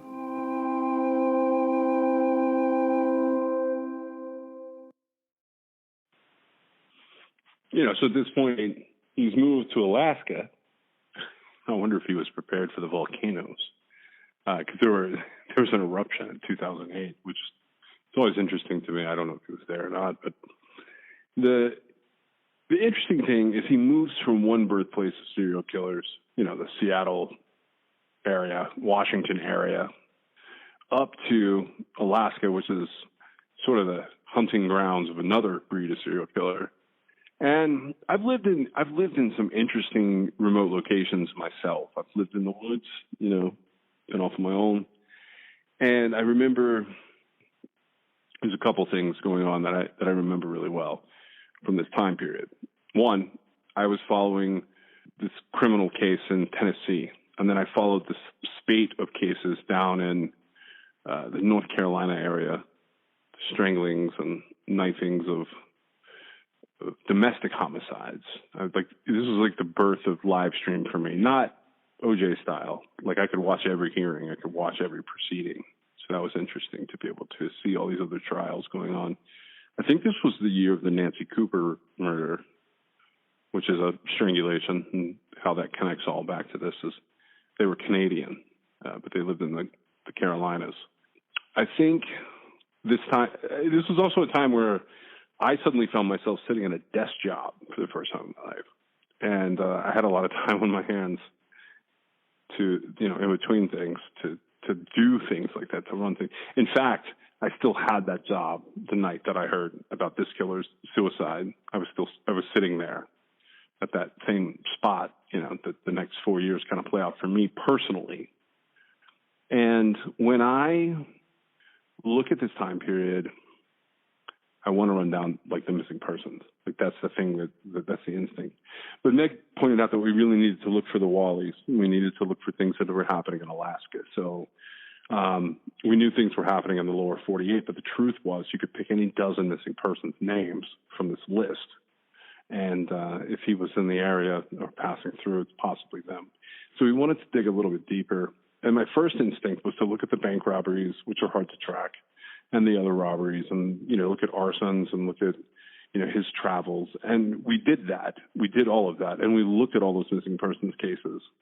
But what I realized was the thing I did in those remote locations and at that desk job was dream of being somewhere else. And I thought pretty long and hard, like, what would he be hunting? And I think the first thing I came across that I really think he would have been tuned into gave me some insight, and that's a national parks killer. It's the case of Gary Hilton and the murder of Meredith Emerson, which led to a lot of sort of uncovering and discoveries of like how all this works. This could go a number of ways depending on how we look at the years. But I think that would have been the birth of, I can use their ATM cards. I know people like to lump Suzanne Lyle, and then there's the Al Kite murders that he's, suspicious for. I don't think that's him in the picture. It's not the same for me when I look at that one as it is with like the Jennifer Kesse case. That's different. Like I look at that one and I go, that's him. I look at that picture and I go, I don't know. With the Meredith Emerson murder, we could find out a lot about this killer from that. I think that was one that he would have latched on to because there's multiple murders and missing people attached to this guy. They're not in the same ballpark or wheelhouse, or they're not the same style killers, but they're using the same type locations. Meredith Emerson was a place to start. In 2008, there's a lot of missing persons cases, a lot of murders in there, a lot of things we covered. And I would come up with something and I would go hunting. Trent Collier is one of the ones I think of. I look at it and I'm like, what is going on there? I start digging for information and I dig and I dig and I dig and I don't get anywhere. Spin my wheels. I looked at Montana a lot because that's one that really caught my eye. Montana and Wyoming both caught my eye. And, I looked back, I was like, okay, Washington, Oregon, Maine, New Hampshire, Vermont, New York, those are going to be places of interest. And I was like, he's doing these other things. Let's take a look at these. I think Meg is correct in her thinking that he's going to, mind his P's and Q's, but I think it's going to be this year. And when you look at 2008, it sort of illuminates a lot of other things for me. It certainly illuminated 2009. And we were able to put a little bit better timeline on 2008, 2009, 2010, 2011. And that's how we built the first victim list. And I turned in this victims list to Meg, and it had 567 names on it. And I was like, these are the ones we're tackling. That was just the missing people. That was just the vanishings and disappearances. And it didn't count, at that time, it didn't count the sort of unreported. Because what I found was when I get to Alaska and I get to Canada and I go back through even the U.S., like the mainland, the lower 48, I kept running into situations where there would be vast quantities of unreported missing people. And the way that those show up is a parent is accused of taking two kids and they're reported to be in some other place. You've got to hunt those cases down and figure out, like, are they really in the other place? And so there's all these question marks on it. And I think that one of the questions that has been asked of me was, why is the number so high? And it's not that the number of victims is so high, it's that the potential is so high. because there is a high potential. And I straddle the fence on a lot of these. And the closer I got to the location, which essentially Meg ended up providing, the closer I got to that, the bigger the list grew. Because once I realized we would potentially be able to find them or point law enforcement to them, the list didn't need to be so small. But less than a dozen was never on the table for me. And that's one question that keeps coming up. Less than a dozen was always the joke. And there were numerous things in Canada and the U.S. that influenced how I looked at these cases. Sergeant Jack Poitras of our Strategic Communications Unit. He will be able to provide you with any comment or even the exact text of today's presentation in French if required. Please address French questions to Sergeant Poitras. He'll be glad to answer them. And finally, just please hold your questions till the end. We will have time for you to ask them, and Staff Sergeant Zazalek will attempt to answer them completely for you. Okay, thank you. Staff? Good afternoon, ladies and gentlemen. Thank you for joining us here today at the RCMP K Division headquarters. I'm Staff Sergeant Jason Zazalek. I'm in charge of K Division's Historical Homicide Unit. This is Sergeant Jack Poitras, who is available to provide information from today's event in French for those media outlets who require it. The Historical Homicide Unit, or HHU, is based here in Edmonton. It is the mandate of HHU to investigate unsolved homicides, as the RCMP does not conclude any homicide investigation until it has been solved successfully. Of the investigations entrusted to HHU, I would like to take this opportunity to bring to your attention and the attention of the public once again 3 investigations wherein all of the victims are women. Each began as a missing persons investigation, but all 3 transitioned to homicide investigations. The 3 investigations presented today span a period of 30 years, from 1983 to 2013. They involve 3 women ranging in age from 16 to 70 years. They span the province of Alberta, from Edmonton to Vegreville. Each is very different from the other, but all have one thing in common. The woman who was reported missing has not been found and is believed to be deceased. The first case that we have today is that of Shelly-Ann Baxu, who was 16 years old when she was reported missing to the Hinton RCMP on May 3rd, 1983. Shelly-Ann failed to return home from a friend's house in Hinton, a distance of about 7 kilometers from her own home.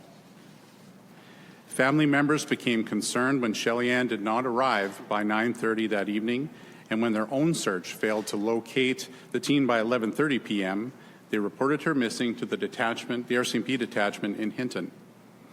Extensive searches by the RCMP in the town of Hinton and the surrounding rural area did not locate Shelly-Ann, but police did find some of her belongings alongside the Athabasca River near the town of Hinton. Investigators believe that Shelly-Ann was killed, and we continue to search for her remains. In the second photo, in the middle, Stephanie Stewart. She was 70 years old when she was working at the Athabasca Fire Lookout Tower near Hinton as an employee of Environment and Sustainable Resource Development in the summer of 2006. Colleagues became concerned about her well-being when she failed to call in a weather report on the morning of August 6, 2006. A visit to Stephanie's cabin revealed that all was not well, and the RCMP were called in to investigate. Evidence at the scene led investigators to believe that Stewart had been murdered. Searches throughout the surrounding area and elsewhere failed to locate her. The third case today, the far photo, is the most recent of the 3. It was on November 30th, 2013, when 44-year-old Deanna McNeil was reported missing to the Vegreville RCMP detachment by a friend. The friend had not heard from Deanna for almost 2 days, something which the friend thought was very unusual, as Deanna was in the habit of contacting her several times a day. The police investigation confirmed that Deanna was in Mundare, Alberta, at the Service Credit Union ATM, the Mundare liquor store, and lastly at a friend's place 2 days earlier on November 28, 2013. Police conducted several searches, including 2 extensive searches of the Mundare town site, but Deanna was not located.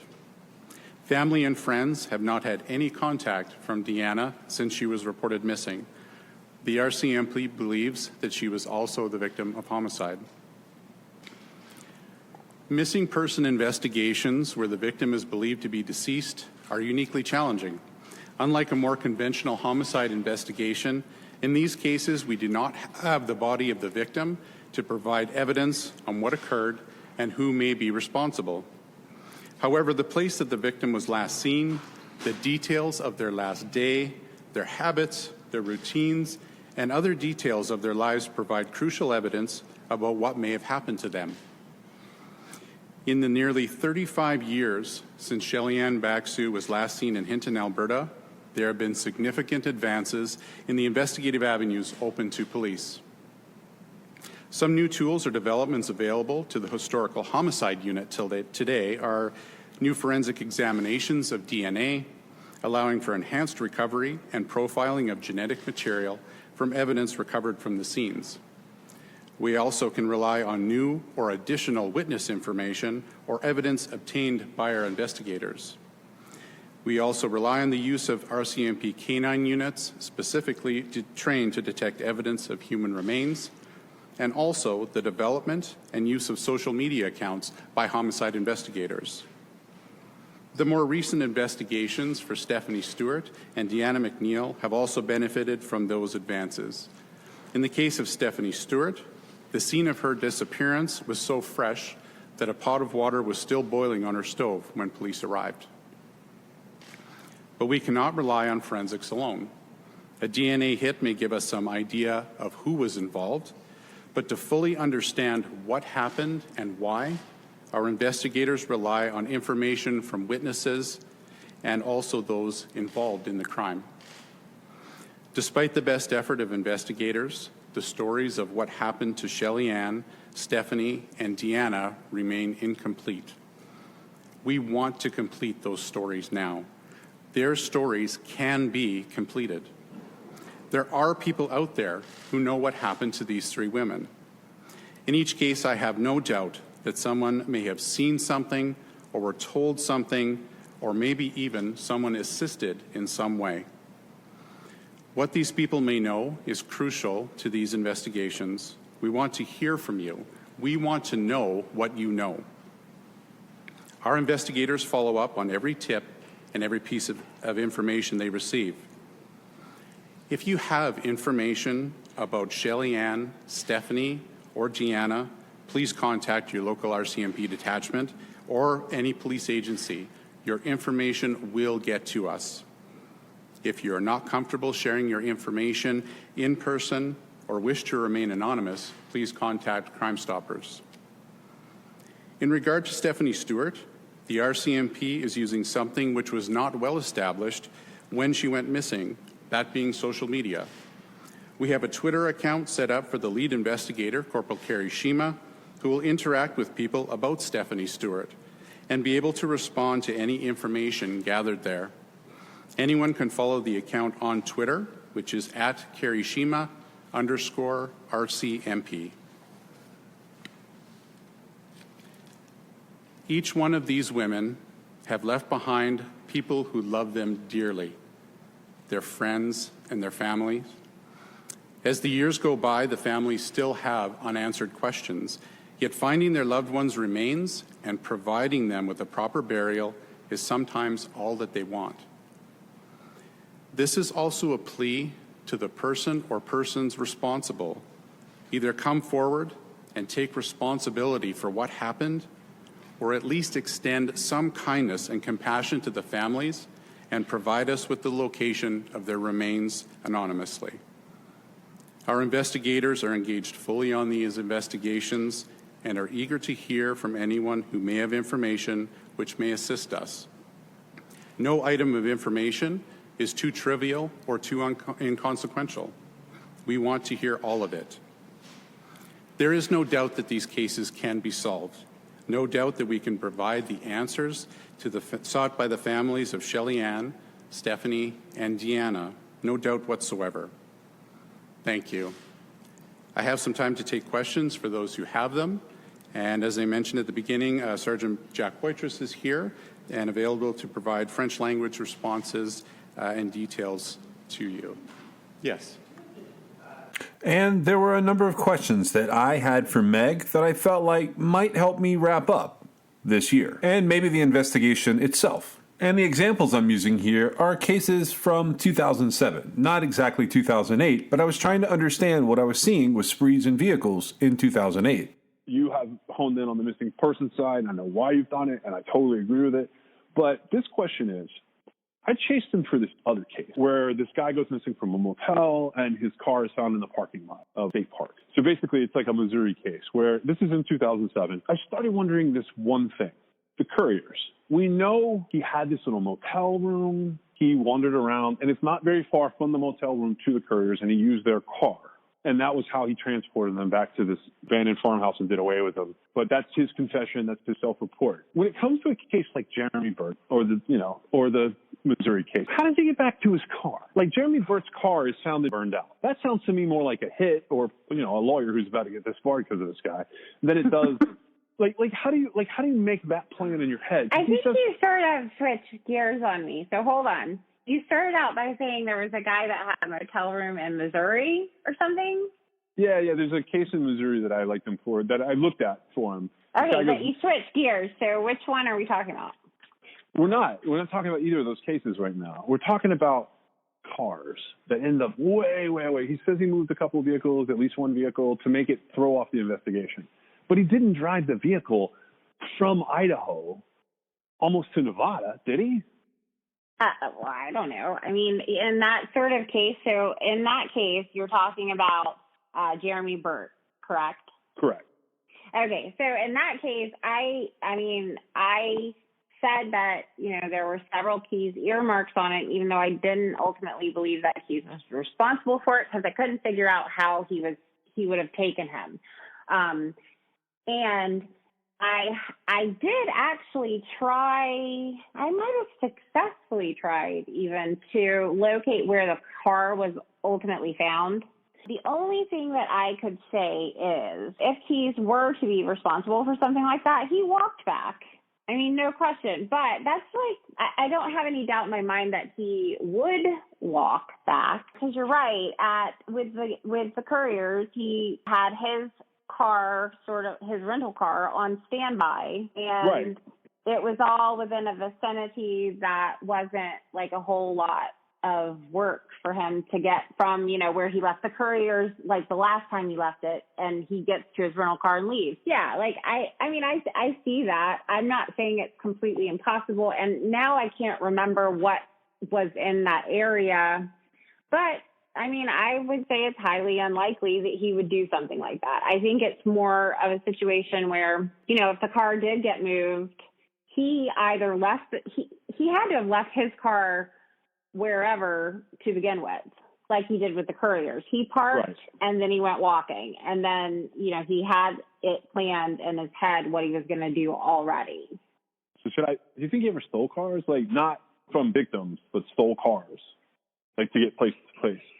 I've thought about that. I feel like he could. I feel like he was capable of stealing cars. I don't really know if he did or not. And he didn't ever talk about it. Well, maybe the reason he didn't tell them is because I was going to say it's one of those useless crimes that he could have given up when they were wanting so much information or whatever. It wasn't exactly useless because who knows, but I don't know. I think he would have rented a car before he stole it, honestly. That guy, he rented more cars than anybody I've ever come in contact with.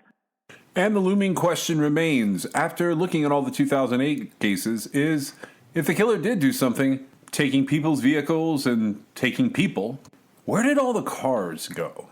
And I came across one account of what might actually happen to someone who is lost in the wilderness tragically, and I felt like I should share that with you. She was missing on the Appalachian Trail for nearly 2 years, and tonight, in her own words, we're getting a heartbreaking first-hand account of a Brentwood woman's final days before she died. Chris Conti spent the day sifting through a game warden's report. Chris, what does it reveal? Well, Vicki, 66-year-old Jerry Largay had left the trail to go to the bathroom, but she never found her way back. We now know that she made multiple attempts to text her husband for help, but those text messages were never sent. Look how rough that country is right there. If you are looking for an expert on the Appalachian Trail, this is serious hiking, then J.R. Tate is your man. Gain and lose enough elevation to climb Mount Everest something like 17 times. He's hiked the trail 4 times and can understand how Brentwood native Jerry Largay lost her way on a warm summer's day. You got to realize that by the time you get to Maine, men and women are really getting beat down. You've gone through miles and miles, weeks and months of calorie deficit. Jerry went missing on July 22nd of 2013. In a state of Maine game warden's report obtained this week, we know the 66-year-old sent her first distress text at 11:01 a.m. In some trouble, got off trail to go to bathroom, now lost somewhere north of Woods Road. She tried to send that message to her husband 4 times, but it never went through. It's just like losing a family member. The next day, this message. Lost since yesterday. Off trail 3 or 4 miles. Call police for what to do, please. Poor service once again prevented it from sending. So it wouldn't have taken her very long to have gone downhill. We also now know that Jerry, in her final days, kept a diary. Alone in the woods, 14 days after getting lost, she wrote, quote, "When you find my body, please call my husband George and my daughter Carrie. It will be the greatest kindness for them to know that I am dead and where you found me, no matter how many years from now." She evidently reached a point where she knew she wasn't going to get out and that she was probably going to die there. Near the campsite that would be her last, officials also found a silver space blanket. That would be a thing that you would want to do because if sunlight happened to hit that, it would reflect. And if a plane were flying over, they would probably pick it up real easy.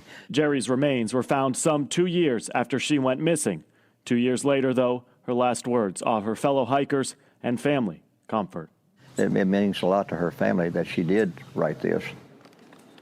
Rescuers spent countless hours trying to find Jerry. From that report, we learned that her sleeping bag likely prevented dogs from picking her scent up and finding her. If you would like to read that report and their findings in their entirety, head over to newschannel5.com. Thanks for joining us. You can reach us at 252-365-5593 or at truecrimexcess.com or truecrimexcess@gmail.com if you want to send us a note. This episode was brought to you by LabrottieCreations.com. That's LABROTTIECREATIONS.com. Check out the merchandise and specifically their fun Pop Pet art custom pieces made from photos of your very own pets. Use the promo code CRIMEXS, that's CRIMEXS, for 20% off a fun, brightly colored, happy piece of art of your own pet at their site, LabrottieCreations.com. Music in this episode was licensed for True Crime XS. The theme song was Indestructible by Noah Smith. You can find us on your favorite podcast platform or at TeePublic, Instagram, or Twitter. You can also join us on Patreon to fund future body exploration trips. But the best thing you can do for us is leave us a review on your favorite podcast platform and share us with your friends. And don't forget, on July 3rd, we are literally revealing where the bodies are buried. See you next week.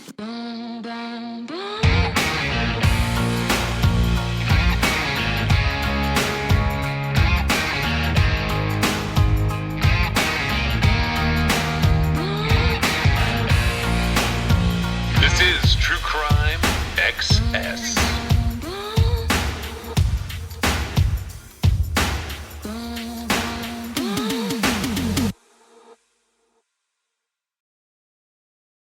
I went back and listened to the interviews because something that Meg said to me. Meg said to me, I don't know, we were talking about one case.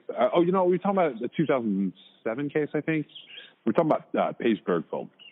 And Meg looked at it with me, and she had this theory that he really wanted to make Alaska work for sake of like his kid having stability and for his own like sort of tendencies. Basically, she thought if he made it work with that girlfriend who made good money and was essentially, she was the right type of personality for him. He even says that. He says, like, I needed someone who had their own schedule and their own life, wasn't going to look too close at me. And she fit that. So she made a good living, all those boxes checked off, and they had whatever going on. Because we started to suspect that maybe she had been looking on that computer. We don't know that for sure. We wondered if she maybe had some dates and was curious about them. My idea was, he says his taste in prostitutes changed. I wonder if he started mixing the mom idea. Because I don't think this woman was ever going to be the mom to his kid. But he thought maybe he could make all of that gel together enough to be passable. During me looking for those type escort murders and finding Paige Bergfield was one that I looked at, and I didn't like the person who killed her for her murder. And like I looked at all the evidence on that one, but Meg was like, "What in the interviews makes you think that?" And she was right. She was right. Like what in the interviews did make me think that? So I went back and I thought about it. Ultimately, the words that she was using backed up what I was thinking there. Whether I'm right or not, nobody will ever know. And these zombie homicides, where somebody's been convicted or whatever, and they're lost homicides. Some of them are unsolved, and some of them, they think they've solved them, and some of them they've convicted people and put them away. They just did the wrong thing. I went back through listening to these god-awful interviews for the umpteenth time. And while I'm listening to them, I heard him say something that really stood out to me. And that stuck with me I went back and looked at 2007, and then 2008, and 2009. I looked at it all the way forward and wondered, what the hell is this guy talking about? And those words, to this day, have stuck with me. And I found a case from 2006 where what he says is applicable. And I think it's Bell and Godin are in there with him. He's having they call it a low pressure conversation where they're just talking. And he tells them about H.H. Holmes and talking about prostitutes and like all this stuff. I wasn't looking for this. Like when I first heard it, passed over it the second time, I thought that's just serial killer bluster. But the third time I heard it, I was like, might be something to that. So I made a note of it. And it's just like in the notes file. I don't even know when I came back to it. I know in 2008 when I heard about it, like looking for those cases. I heard about it from a closed case. There was a closed case, and over time, this closed case, more and more has come out about it, but there wasn't much back when I was looking at it. I wasn't looking at it in 2008. I was looking at it maybe 2013 or 2014. He says that a movie stole his idea. And the movie idea, the idea that the movie stole, he was like a cheap college student slasher flick. He starts talking about, and he says the idea that the movie stole from him, this college student slasher flick that he kind of belittles, was the idea that was stolen from him was he talks about copywriting. Meg made fun of him for it. He talks about copywriting the idea of strangling someone with a cable tie. And now I can look back on this case and in hindsight, it's a whole different thing. I have my issues with this case. Talked about it multiple notes, multiple times, multiple people. I hate the way this case was handled because now it's garbage. Not burglaries. No.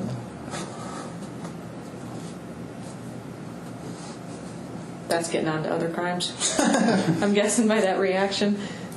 Yeah.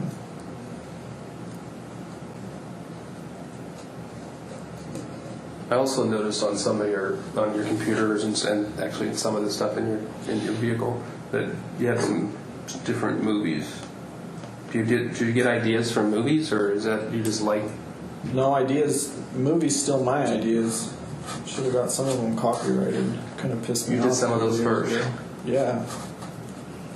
There's some cheap, low budget slasher movie.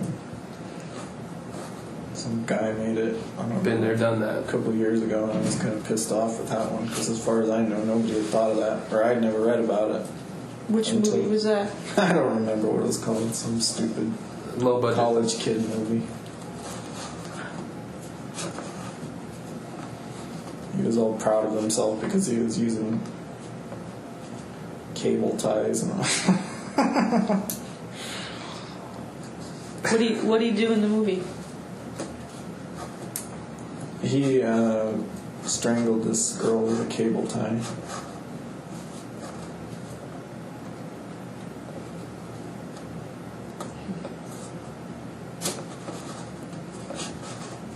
I thought of that right after cable ties were invented.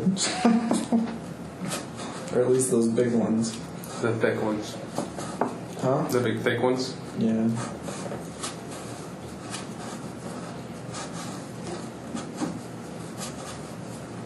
Anything else from the movies? No, movies.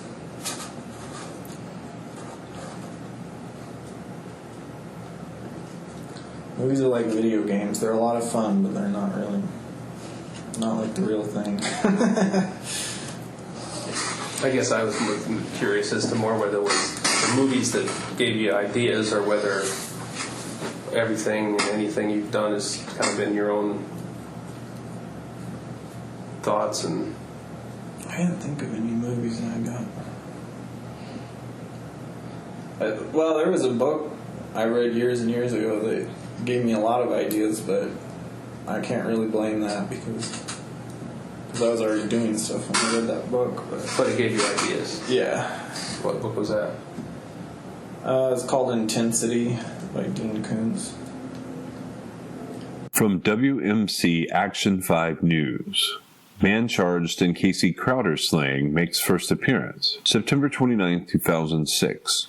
The man accused in the slaying of 17-year-old Casey Crowder has made his first court appearance before a judge in Arkansas City. The judge ordered 46-year-old truck driver Kenneth Osborne of McGehee held without bond. Prosecutor Thomas Dean is to file formal capital murder and kidnapping charges today against Osborne. Casey ran out of gas early on August 27th on US 65 near Dumas and disappeared. Her body was found on September the 2nd. Osborne was arrested Thursday after authorities said he was linked to Casey's death from a DNA sample and other evidence. Investigators credited interviews with residents and surveillance tapes from area businesses for helping in the arrest. Dean says Osborne was employed by USA Trucking of Van Buren as an over-the-road driver, a job that has taken Osborne across the country. But investigators impounded a pickup truck for a time to gather evidence from it. 2 other Arkansas police agencies have asked to explore whether unsolved crimes may be linked to Osborne's arrest, but authorities say there were no immediate hits that linked Osborne to other cases. Police say 17-year-old Casey Crowder called her mom Sunday morning to say she had run out of gas on her way home from Dumas. Police found Crowder's vehicle, but still no sign of the missing teen. I just want her to come home. It's like a nightmare, and I want to wake up. It's not real. They were putting up posted signs at my work of this girl missing. It was shocking because it's such a small town. It was shocking to everyone. And then when you really found out what happened, we were really shocked. Joining me with the latest information on this new development is Jim Snyder. He is from the Deshae County Sheriff's Office elect. Can you tell me what has happened? Yes, this afternoon we have located a body. They walked up on Casey, laying up against a ditch bank with a zip tie tightened around her neck. She had been clawing at her neck, trying to get her fingers under that zip tie to get some breath of air. It was just a murder, a brutal murder. The family of a murdered teenager have waited for the day when justice was served. The Deshae County trucker, Kenneth Osborne, was arrested in the case. Step back. Let's just start from the point to where her vehicle was broke down and you picked her up. How did that happen? Kenneth told us that his body was here and he was out of his body doing these things. I've never had anyone tell me they've had an out-of-body experience. Never. In 50 years, I've never had that told to me. So it's closed out with a second-degree murder plea and kidnapping. After there was a conviction on first-degree murder, and it got kicked out, and they went back to the court, and he pled it out, trying to avoid death penalty or life in prison or whatever was on the table. But it beat these cops and it's like a local cop. I think a state cop, and then there's an FBI agent in there that I don't have a lot of respect for. Although I definitely wish that two of these type guys had got a hold of this killer at some point. It would have changed everything. But they talk about this killer was never on anybody's radar. Well, in 2006, he should have been. And that is the case that I'm referencing there is the case of Casey Crowder, the Casey Crowder slaying. And he describes this in a couple of different interviews because Meg wanted me to point out things in the interviews made me think of it. This girl runs out of gas on US 65 in Arkansas, basically the Pine Bluff area. And this might be Deesha County. She runs out of gas early morning-ish, talks to somebody on the phone. The whole case is just trash. It's trash. It's like absolute fucking trash.